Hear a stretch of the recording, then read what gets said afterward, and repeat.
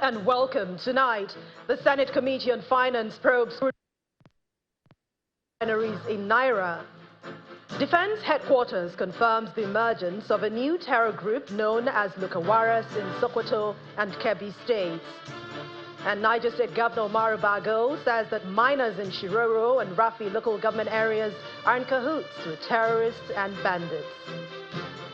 Business news tonight. Nigeria's central bank grants approval allowing banks to trade idle foreign currencies in domiciliary accounts under the Forex Amnesty Initiative recently announced by the federal government. On sports news tonight, defending champion and Poland's Iga Świątek bows out of the season-ending WTA finals in the group stage despite win against Daria Katsakina. From the nation's capital, in a bid to fast-track prosecutions, the EFCC launches a brand new chemical forensics laboratory in Port Harcourt, the River State capital. And in international news from London, Donald Trump is preparing to select his top team ahead of his return to the White House after Kamala Harris vowed a peaceful transfer of power.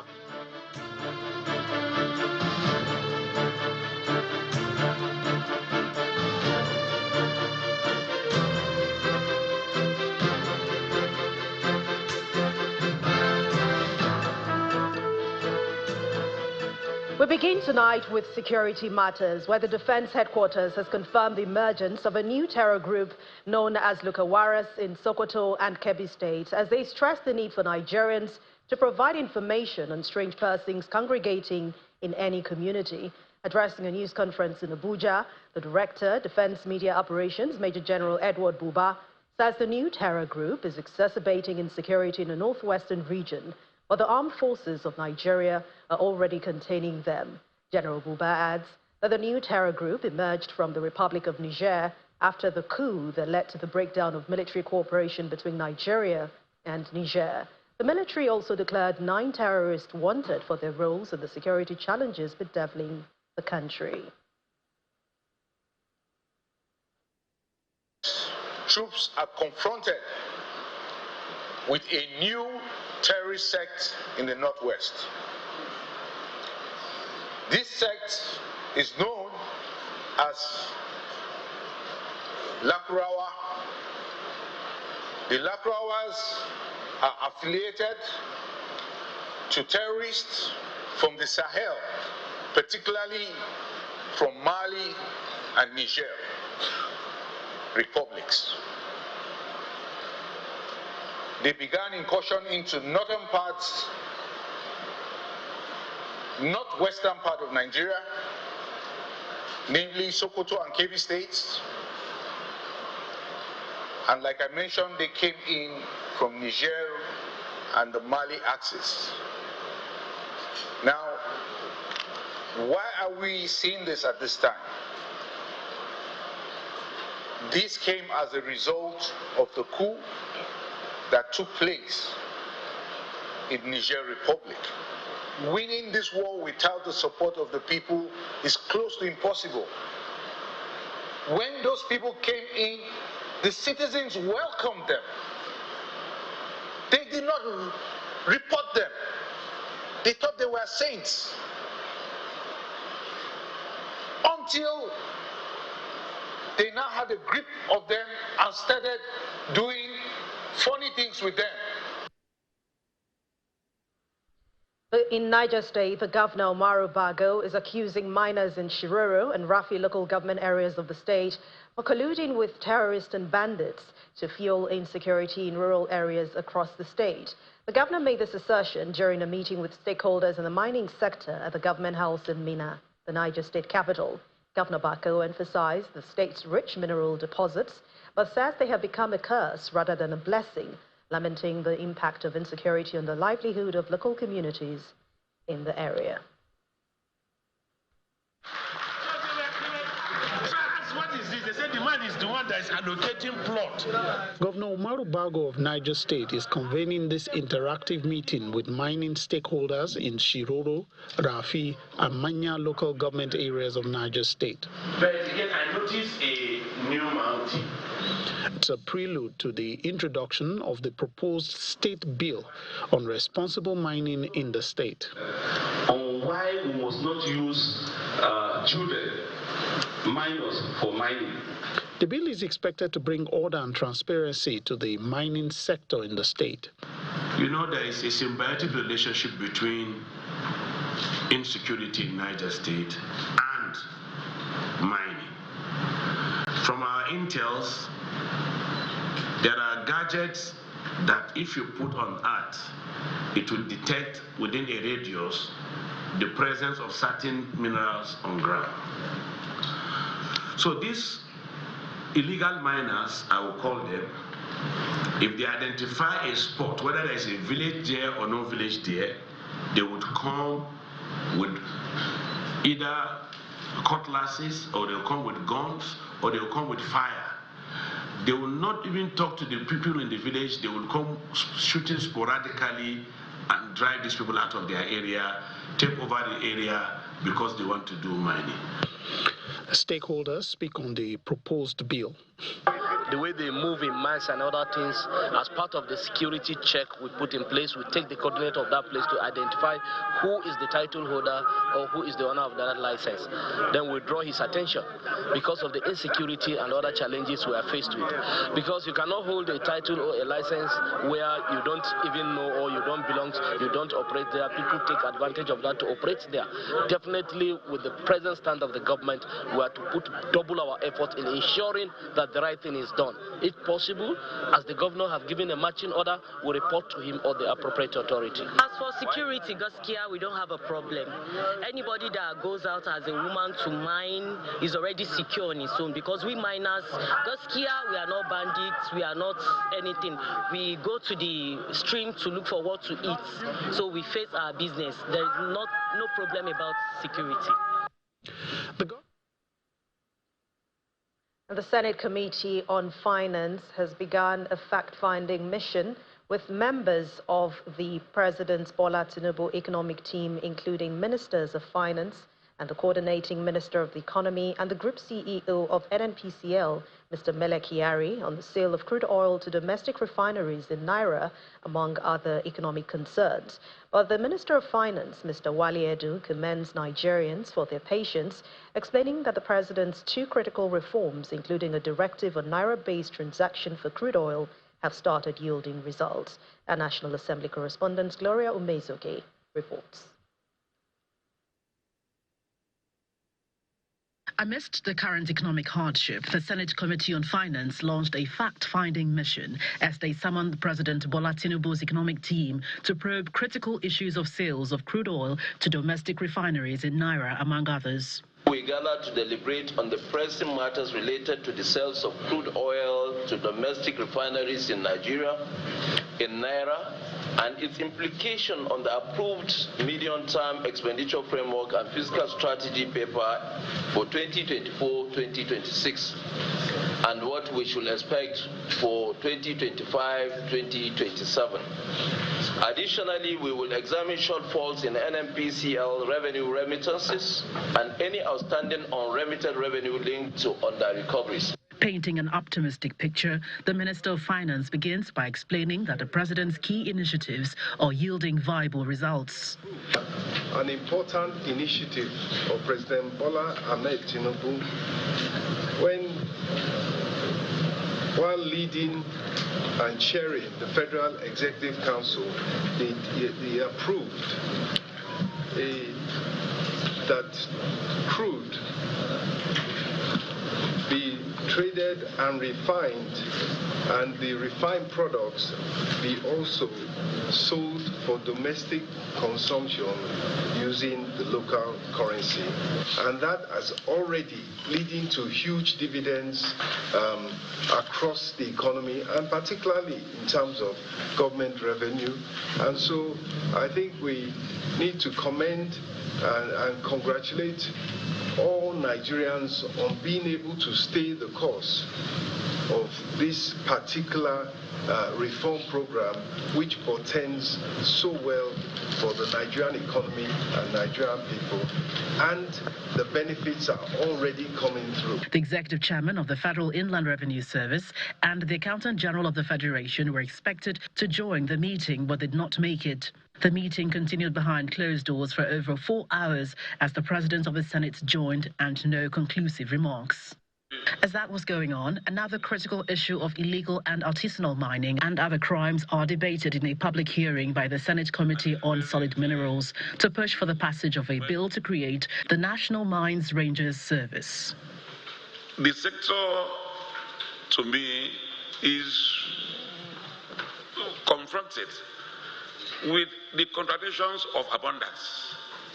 Why should we have so much and we are in pains? And that is why this bill, the debate that attended this bill is very important. However, there are some oppositions to the bill. Do you not think it would have been better to amend the act establishing the civil defense to include or accommodate illegal mining than to move further to start thinking of creating a new agency, a new body? The bill is going to contradict our own bill and usurp the function of the core, and then it's also tantamount to duplication. Sponsor of the bill rises in defense. The Nigerian prisons, the Nigerian immigrations, and even the army are overwhelmed. And so if these mining rangers come on board, it will not be too much. The committee has promised to put into consideration all views and come up with a solution. From the National Assembly, Gloria Umezuke, Channels Television News. As part of efforts to enhance the operational effectiveness of the Nigeria Police, the Nigeria Police Trust Fund has commenced the 4-day specialized training on intelligence-led policing and surveillance for police personnel. The training is part of the broader vision under the Renewed Hope Policing agenda of the Inspector General of Police, aimed at promoting a more proactive and responsive police force capable of tackling the nation's security challenges.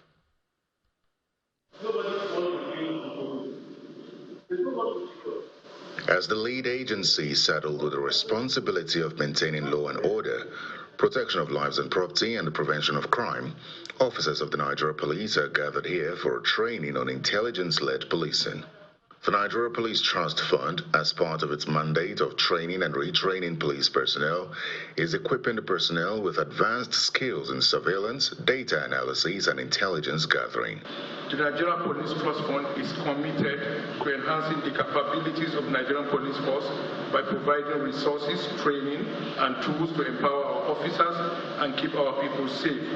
Focusing on intelligence-led policing, we're embracing methods that rely on information, analysis, and a proactive approach. This training will enable our officers to utilize intelligence to prevent crime, reduce violence, and improve overall public safety. What the NPF is trying to achieve with NPTF, Nigeria Police Trust Fund, is trying to achieve with this training is to equip the Nigerian police with global standards. Global standard, what is obtainable in the globe, is what they're trying to achieve also with the Nigeria Police Force. The course emphasizes the importance of real-time data in detecting and preventing criminal activities before they escalate. Intelligence are discussed today, and the applicability, how they're going to apply everything they have been taught about intelligence, everything they have been taught about terrorism will be put into practice today. And the most important thing is that they are going to look at it from the police angle. The IG have mentioned it time and time again, cooperate with all other sister agencies. We cannot do it alone. Cooperate with them, bring them in, share intelligence. The age have gone by where everybody keeps intelligence to themselves. And things are becoming better.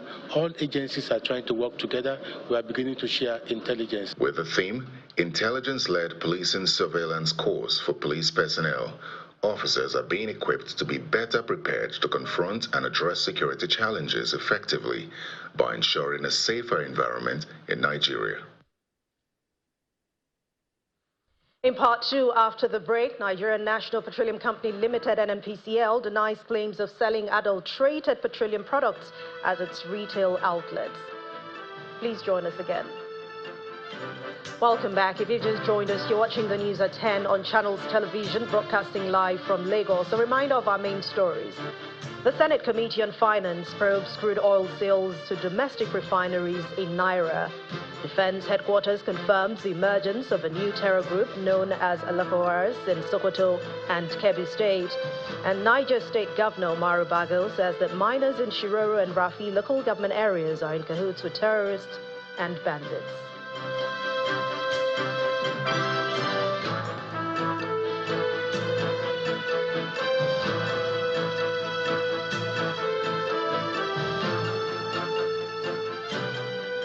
To politics now. Ahead of the November the 16th governorship election in Ondo State, Governor Seyi Makinde of Oyo State is asking members of the People's Democratic Party, the PDP, to especially governors under the party to unite and stop any form of rigging during the exercise.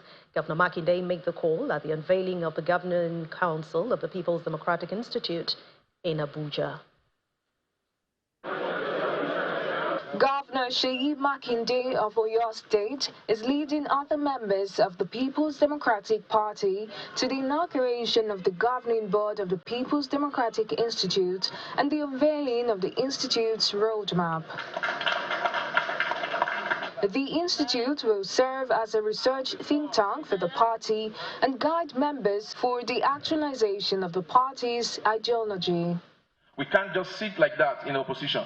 We must analyze not just the ruling party, we must analyze the activities of all other political parties. They will help us see how we can brace up and how we can cover loose ends and so on. So we'll be doing that. Our findings, our research will be helping us to analyze political parties too. A number of our people who are in elective position, they have no idea what is the meaning of our People's Democratic Party. If they know the thoughts that went into this, and what they really mean to the founding fathers, I don't think we will be where we are today. Although the Institute is expected to chart a new path for the PDP's recovery from being an opposition party, former Senate President Bukola Saraki calls for attitudinal change within the party. Parties are built on ideas, philosophies, and policies. Let us move away from building ideas on self, on ambition. We cannot have an ambition if we don't have a party. Let us talk about what is PDP. What does PDP represent? What are the issues and the policies that we want to debate? This is what is important for us. Meanwhile, the governor of Oyo State used the opportunity to make a clarion call for the party to unite ahead of the Ondo State governorship election. In a few days, we will be heading to Ondo State. We need true reconciliation and unity to wrestle power from the APC in Ondo State. So we must work together to ensure that no form of rigging, either institutional or being propagated by the ruling party, will succeed. Internal wrangling in the PDP has continued to dim the party's chances of bouncing back to power at the center since it lost it in 2015. Members are now hoping that the party's Democratic Institute will change the narrative going forward. The chairman of the Independent National Electoral Commission, INEC, Professor Mahmoud Yakubu, says that INEC will be deploying the BVAS machines for the polling units and the upload of results on the IREF portal. The INEC boss made this disclosure at the stakeholders meeting in preparation towards the Ondo State governorship election organized by the election umpire in Akure, the state capital. Good morning, my brothers. Good to see you. Good morning. Good morning. Political parties participating in the Ondo State governorship election converge on the International Culture and Event Center in Akure, the state capital, for a stakeholders meeting at the instance of INEC. Chairman of INEC, Professor Mahmoud Yakubu, makes it clear that the electoral umpire is fully prepared for the election. He appeals to all other stakeholders in the election to cooperate with INEC in conducting a free, fair, peaceful and credible poll. I urge you to continue to restrain your supporters from any disruptive behavior. We have produced accreditation tags for all your agents, bearing their names, photographs, and the locations of deployment. We have also added a QR code to the tags that can be read even from your mobile phone. The practice of using party tags without name, photograph, or location for party agents must stop. The Inspector General of Police is represented at this meeting by the Assistant Inspector General of Police, Zone 17, Akure Abiodun Ashabi. He says the police will provide adequate security during the election and appeals to all political parties and their supporters to allow peace prevail during the election. We should bear in mind that performing our roles in the fair and orderly manner will certainly reduce the security threats to the barest minimum, with a far-reaching effect on the credibility of the election. Meanwhile, Chairman of the Inter-Party Advisory Council in Ondo State, Olaoluwa Adesonya, is hopeful that the election will be peaceful. IPAC disassociates itself from what people are saying against INEC. We have confidence in them that they are going to conduct credible elections. While pledging that their supporters will act in an orderly manner throughout the election period, the political parties are also appealing to INEC and the police to remain impartial. Away from politics, the energy sector, the Nigerian National Petroleum Company Limited, NNPCL, has denied claims of selling adulterated petroleum products at its retail outlets. A statement issued by the company's Chief Corporate Communications Officer, Olufemi Shonaye, describes the allegation as false. The statement is in response to a video where a man alleged that a dark liquid in a jerry can was purchased from an NNPC retail outlet in Kefi. Mr. Shonaye insists that the NNPCL does not sell fuel in jerry cans and that spot checks at all NNPC outlets shows the claim to be false. The NNPCL Chief Corporate Communications Officer also asked the public to disregard what he describes as spurious claims made in that video and to be cautious of selfish and unpatriotic elements who promote such narratives. The Transmission Company of Nigeria, TCN, has stated that ongoing repair work in the power sector were responsible for Thursday's great collapse. A statement issued by the TCN General Manager, Public Affairs, Ndidi Mba, says the national grid experienced a disturbance at approximately 11:29 a.m. today, caused by a sudden rise in frequency from 50 to 3.3 Hz to 51.44. She also adds the recovery efforts began immediately and Abuja access was restored within 28 minutes, but the recovery is still ongoing.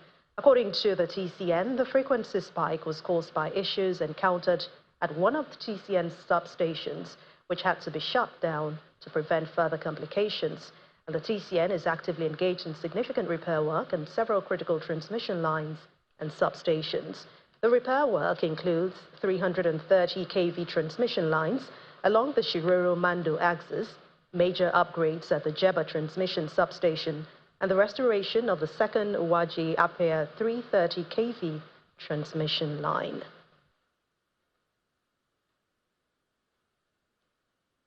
We have more for you on the news at 10. Let's head over to Abuja studios where Malkwe Ogun-Yusuf is standing by. Hello, Malkwe. Hello, Anne. It's good to see you. Well, matters of national development leads our lineup here tonight as former Lagos State Governor Babatunde Fashola has appealed to young Nigerians to showcase their leadership potentials by staying back to contribute to the development of the nation rather than leaving for greener pastures abroad. Mr. Fashola gave this advice while delivering the convocation lecture at the Elizade University, Laramoki in Ondo State.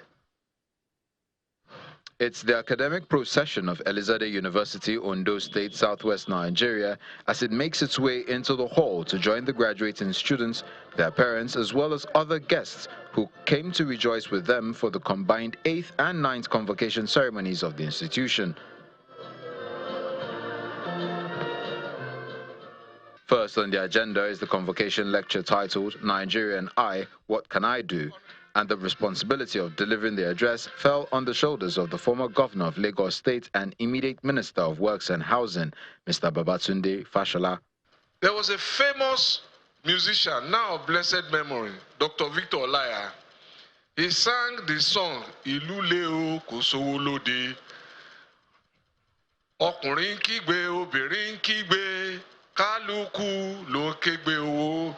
Those were tough times, but Chief Adeojo did not leave. If he left, there would be no Elizade University. So, as I said, he has a story to tell that will help this generation. That story bears relevance to some of what I have told you already, that you have become leaders in the Nigerian household. You must embrace that role as Chief Adeojo did. Otherwise, the truth is that it will not be a vacant role. Other people will simply come to occupy it, and they will come from far and near. They that sow in tears shall reap in joy. On his part, the founder of the university, Chief Michael Adeojo, expresses delight in the achievements of the university in 12 years of its existence. Though I have not reaped anything in monetary terms from my investment in the university, seeing young Nigerians coming out of this university fully prepared for the future and making global impact are enough consolations for me. This is the combined 8th and 9th convocation. The Vice-Chancellor of the university describes the convocation as unique, noting that the institution is proud of all the graduates. We are indeed very proud of all our graduates of today.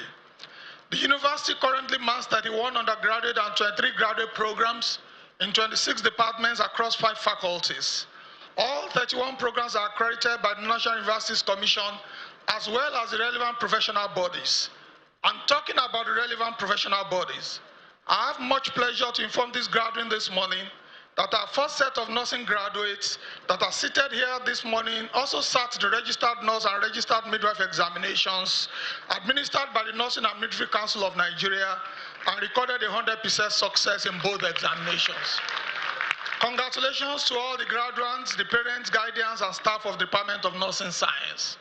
The overall best graduating student in her valedictory speech notes that the graduates have been fully equipped to excel in their various fields of endeavors. What makes today so special is not just the fact that we are graduating. It is the people sitting beside us, the friendships and bonds we have created, extending beyond status, tribe, and creed, and the lasting memories that we will carry with us. We have supported one another, competed and grown together, bringing out the best in everyone. As much as today marks an end of our journey here, it also marks a new beginning as we explore the opportunities ahead. In all, 484 graduates were conferred with bachelor's degrees, while 74 others were awarded graduate degrees across various disciplines. Still ahead on the news at 10, Nigeria's central bank grants approval allowing banks to trade idle foreign currencies in dorm accounts under the Forex Amnesty Initiative recently announced by the federal government. That's some business news. To join us again. Welcome back. Nigeria's First Lady, Senator Oluremi Tinubu, is advocating strong partnerships with universities to enhance the application of modern science and technologies in agriculture. The First Lady was represented by the wife of the Vice President, Mrs. Nana Shatima, at the launch of the University of Abuja Learning Site for Vegetable Farming. The project is the brainchild of East-West Seed Knowledge Transfer Foundation and the University of Abuja. The wife of the Vice President, the acting Vice Chancellor of the University of Abuja, and the Global Director of East-West Seed Knowledge Transfer Foundation are attending the official launch of the University of Abuja Learning Site for Vegetable Farming. It's a knowledgeable transfer project that aims to train farmers on modern vegetable farming science and technology for improved yields and livelihoods. We're very proud and honoured to work with the university to develop this learning farm for vegetables. And the main objective of the farm is to expose and train different stakeholders in profitable and sustainable production practices. We expect that this will benefit students and farmers, as well as extension workers from other organizations and institutions. This project represents a profound commitment to supporting families across Nigeria in growing their own nutritious produce, contributing to better health and economic resilience. Supported by the Embassy of the Netherlands, the project will give farmers access to improved seedlings and effective pest control mechanism. In practical terms, these learning sets will enable young people, farmers, and agricultural professionals to learn and exchange knowledge about I6 seed selection, efficient irrigation, soil management, pest control, and other vital aspects of modern vegetable farming. The First Lady is represented by the wife of the Vice President, who's advocating a strong partnership with universities to ensure food security. I want to encourage other universities, especially the Department of Agriculture, to emulate what is being done here, because food security in the nation can only be actualized if all hands are on deck. This is the East-West Seed Knowledge Transfer Learning Site. The high point of the event is the official commissioning of the University of Abuja Learning Site.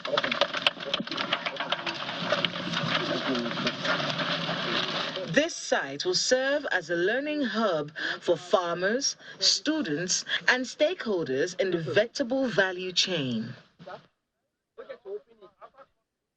From agriculture to law and order, as the need for thorough investigation into crude oil theft and other financial crimes are resounded nationwide, the need for global best practices and machinery for officials of government to perform their duties is seen as the first step to curb crimes. In line with this objective, the Economic and Financial Crimes Commission is assuring citizens of improvement in the speed of its investigations and prosecution, especially in the area of crude oil theft. The EFCC chairman, Mr. Olanipekun Olukoede, made this known at the Commission's zonal office in Port Harcourt, where he opened a brand new chemical forensics laboratory at the facility. There is a buzz at the South-South Zonal Office of the Economic and Financial Crimes Commission in Port Harcourt. They are launching a new chemical forensics laboratory. In attendance is the Chief Judge of the state, representatives of sister security agencies, as well as the NNPCL and the Port Harcourt refinery.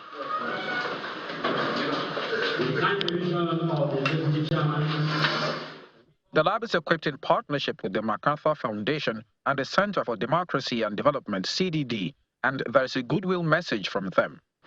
This commissioning represents a very huge milestone for anti-corruption in Nigeria, and this facility is home to empower all the investigative departments of the agency in order to provide accurate and scientific analysis in their case. Our own facility is well equipped and has been carrying out this big sister agencies of government, and we are really happy to support this landmark achievement. Actually, we trained many of your staff who came to our own facility because we have decades of experience of carrying this analysis over since 1965. The EFCC Director of Forensics and Crime Laboratory Services explains the importance of this particular lab and its use to the Commissioner. Basically, what this lab does is, first and foremost, they will help to manage the evidence from the scene of crime, from the point of collection of the evidence, the transportation and storage of the evidence, up until the analysis of this evidence in the laboratory. And this is particularly important because everything, the procedures and protocols that are followed in the analysis of the evidence are in line with the provisions of the law in order to guarantee the outcomes of accuracy, consistency, reliability, and universal acceptability of this evidence. And so it's going to help the EFCC in the operationalization of its mandate when it comes to the prosecution of illegal bunkering cases. The EFCC chairman ceremonially cuts the tape and is conducted around the lab alongside his entourage. The anti-graft boss assures Nigerians that with this new forensics lab, the speed of investigations and prosecutions of crude oil crimes will improve significantly. It makes the process of our investigation tidier. It helps out in what we call the chain of custody. It's also helped for the sanctity of our investigation process. And also we have control over the process ourselves. This lab brings to 5 the total number of forensic laboratories the EFCC has in its kitty, with 3 domiciled in Port Harcourt and the other 2 at the headquarters in Abuja. Charles Oporum, Channels Television News. In the arts, the Museum of West African Art, MOA, has organized a preview event for one of its major facilities, the MOA Institute, located inside the campus of the Cultural District in Benin City, the Edo State capital. During the event titled Museum in the Making, the director of MOA Institute, Ore Disu, explained that the institute is an intellectual and cultural monument for West African art and heritage. The Museum of West African Art Institute stands among other facilities inside a 12-hectare district for West African art and heritage. Art enthusiasts, curators are among stakeholders invited for a conversation on improving museum practices in West Africa. The director of the MOA Institute says it will not just be a place to house artifacts, but a citadel of learning in West African art and heritage. We are very focused on education because it's important that we help to build a strong skill base for museum practice beyond MOA.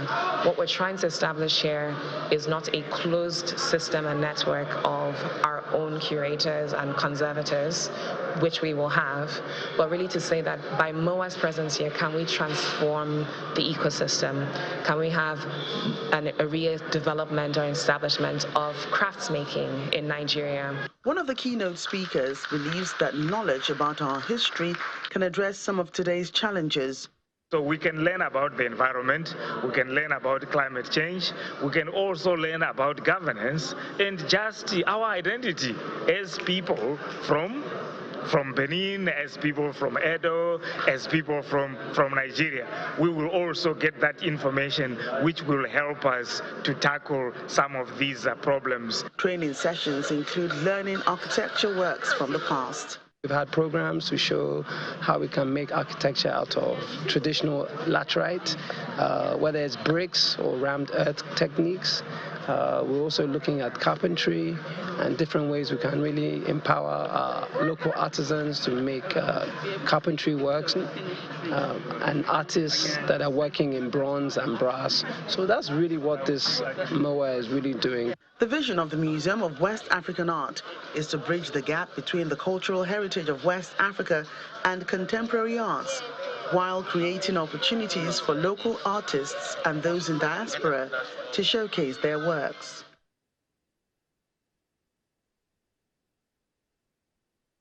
And that's all from Abuja. It's back now to you, Anne. Thank you, Maokwe. The MTN Foundation Nigeria says it has impacted over 30 million Nigerians across 3,322 communities nationwide. The acting chairman of the foundation, Mr. Dennis Okoro, made this known at its 20th year anniversary celebration in Abuja. He reaffirmed the foundation's commitment to harness its resources to drive economic growth across Nigeria. It's been 2 decades of operations of the MTN Foundation Nigeria since its inception in 2004.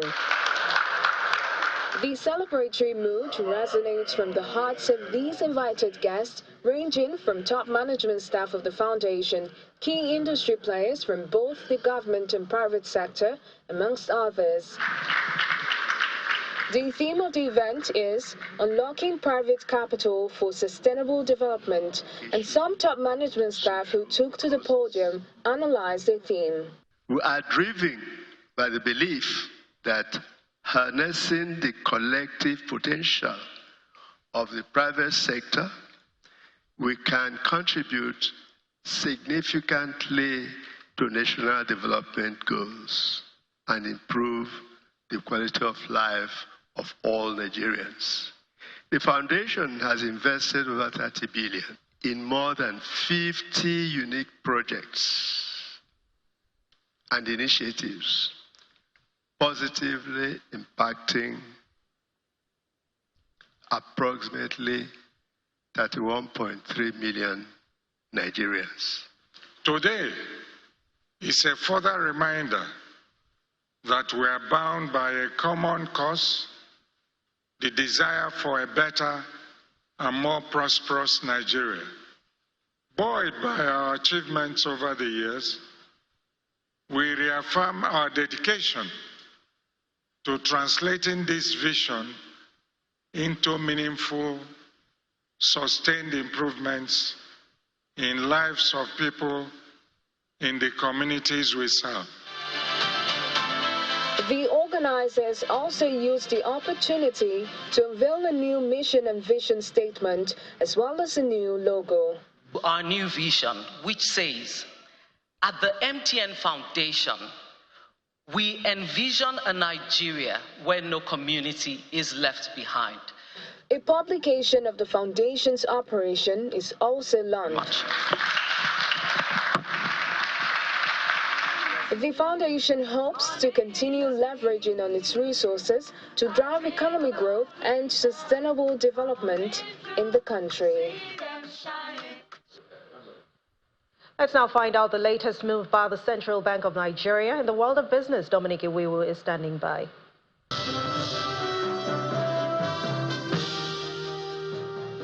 Thank you, Anne. On business news, the central bank has given the green lights to the commercial, merchant and non-interest banks operating in the country to trade with tradable foreign currencies deposited in domiciliary accounts which were not invested immediately. The CBN made this known in its latest guideline released on its website to banks on implementing the free foreign exchange deposit amnesty window, which was recently announced by the federal government. The financial markets regulator directed that the approved banks should provide monthly returns from the scheme no later than the 14th of the next month, while foreign currency deposits being invested by the banks should be made available upon request by participants. About 2.3 trillion naira worth of assets have been traded on the Nigerian exchange so far this year, and that's according to the CEO of the NGX Limited, Mr. Jude Chiemeka. He made this known at an event involving critical players in the Nigerian capital markets, where he noted that the NGX investors base was well diversified, including a substantial portion of the institutional investors and international investors who contribute 18% to trading volume. Mr. Chiemeka explained that 18% of the total amount of the traded assets were from the international community, which mirrors the path of investors who trade these federal government bonds.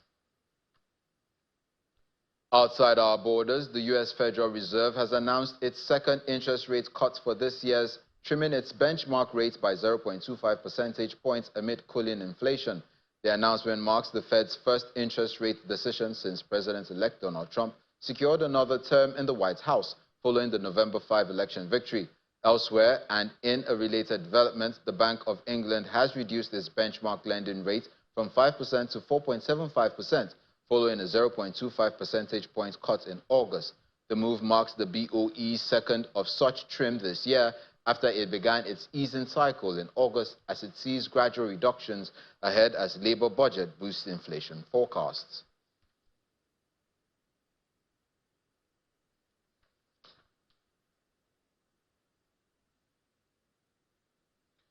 And back home, the local stock markets, which ended today's session on a positive note as gains in Aradel, Ondo, and 27 other gainers drove the all-share index higher. John Mekwa tells us more.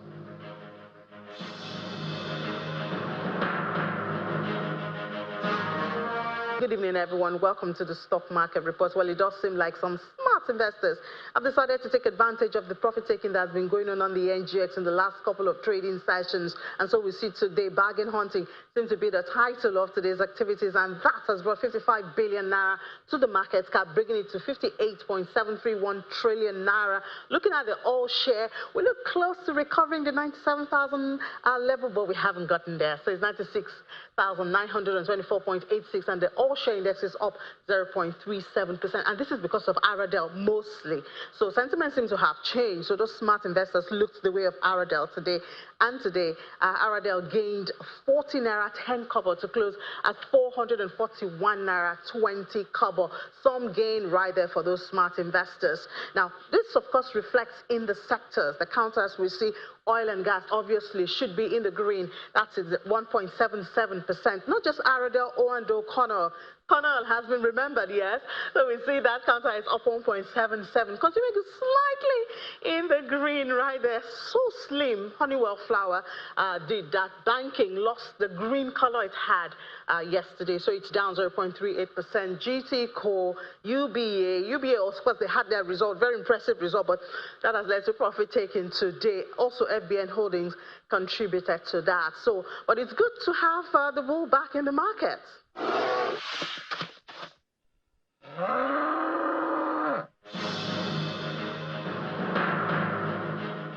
And that's it on Business News. Back to Anne for the rest of the news at 10.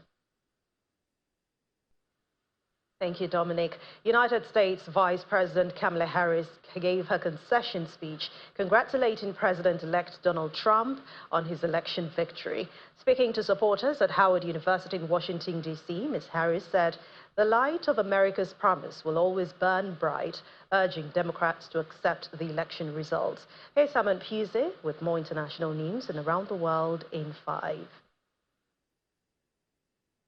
Good evening and welcome to the Channel's studios here in London with your international news around the world in 5. Donald Trump is preparing to select his top team ahead of his return to the White House after Kamala Harris vowed a peaceful transfer of power. In a decisive victory, Mr. Trump won 5 of the 7 battleground states. Republicans have also retaken control of the U.S. Senate. They also lead the contest to control the House of Representatives.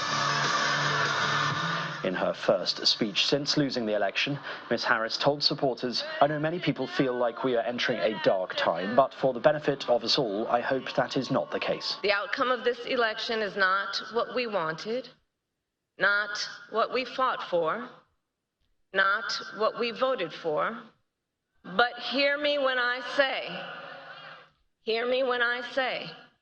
the light of America's promise will always burn bright. At least 40 people have been killed in Israeli airstrikes in eastern Lebanon, according to the Lebanese Health Ministry. The Israeli military said the strikes in the governorates of Baalbek and Bekaa hit operatives and infrastructure of the Iran-backed armed group Hezbollah. Lebanon's culture minister said one of the strikes seriously damaged an Ottoman-era building in the vicinity of the Roman ruins in the city of Baalbek, which is a UNESCO World Heritage Site. Cuba has suffered a nationwide blackout as Hurricane Rafael brought winds of up to 185 kilometers per hour to the Caribbean island. The country's national energy company said strong winds had caused the shutdown of the electricity system. At least 70,000 people were evacuated from their homes before the Category 3 storm made landfall on Wednesday evening, with warnings of storm surges, flash flooding and mudslides. It comes just weeks after millions were left without power for 4 days following a blackout caused by issues with the country's creaking energy infrastructure. The incident also coincided with Hurricane Oscar, which killed at least 6 people. Germany's governing coalition has collapsed after Chancellor Olaf Scholz fired a key minister and said he would call a vote of confidence in his government early next year. The Chancellor said he had no trust in Finance Minister Christian Lindner, who heads the pro-business Free Democrats and has been part of the coalition along with Scholz's Social Democrats and the Greens. The crisis inside the coalition plunged Europe's largest economy into political chaos, hours after Donald Trump's US election victory triggered deep uncertainty about the future of the continent's economy and security. The so-called traffic light coalition has governed Germany since 2021. Mozambican police have fired tear gas and weapons to disperse protesters in the Luis Cabral township of Maputo for the biggest demonstrations yet against last month's disputed election. Human rights groups say at least 18 people have been killed in the police crackdown on the protests over the October the 9th vote, which extended ruling party Frelimo's 5 decades in power. Civil society groups and Western observers have said the election was unfair and that results had been altered. Australia's government says it will introduce world-leading legislation to ban children under 16 from social media. Prime Minister Anthony Albanese said the proposed laws to be tabled in Parliament next week were aimed at mitigating the harm social media was inflicting on Australian children. While many of the details are yet to be debated, the government said the ban would not apply to young people already on social media. There will be no exemptions on the age limit for children who have consent from their parents. The government says that the onus would be on social media platforms to show they're taking reasonable steps to prevent access. And one of the driest places on the planet has experienced snow for one of the very first times. Here, video of the white stuff in the Saudi Arabian desert. State media reported that heavy rains and significant hailstorms swept through parts of the kingdom's Al Jauf region. Footage shows snow accumulating and covering roads and valleys, a rare occurrence that has caught many locals off guard, given the region's reputation for a consistently dry climate. The United Arab Emirates National Centre of Meteorology attributed the unusual weather event to a low-pressure system. The department has issued warnings of ongoing severe weather in the coming days. And that's your international news around the world in 5. Now back to the channel's studios in Lagos.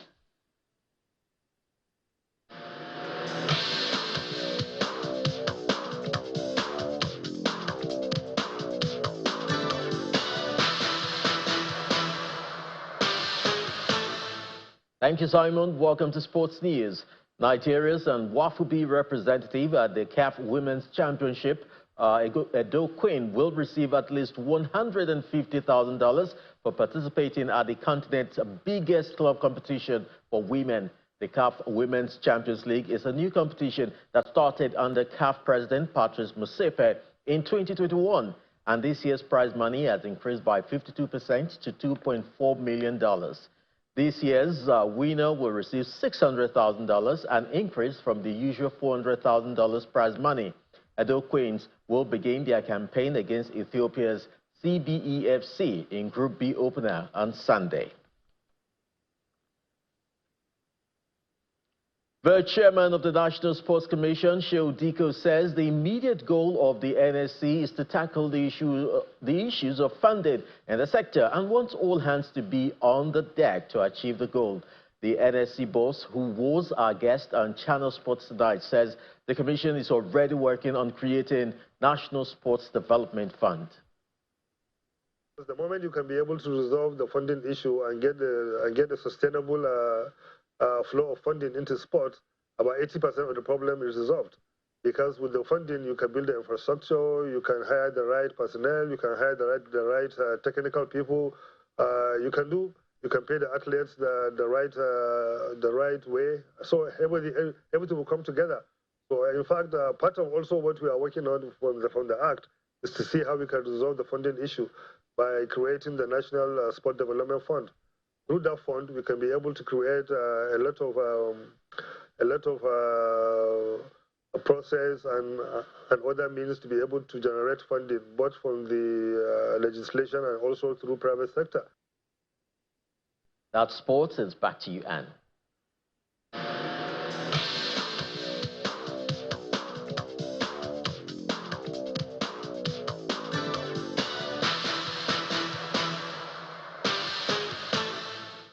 Thank you, Chris. And the main news again. The Senate Committee on Finance is probing crude oil sales to domestic refineries in Nigeria. Defense Headquarters has confirmed the emergence of a new terror group known as Lukawaras in Sokoto and Kebbi states. We also told you the Niger State Governor Umaru Bago has said the miners in Shiroro and Rafi local government areas are in cahoots with terrorists and bandits. That's the news at 10 tonight. Thank you so much for watching. I'm Anne Mwawadu. Have a wonderful night rest.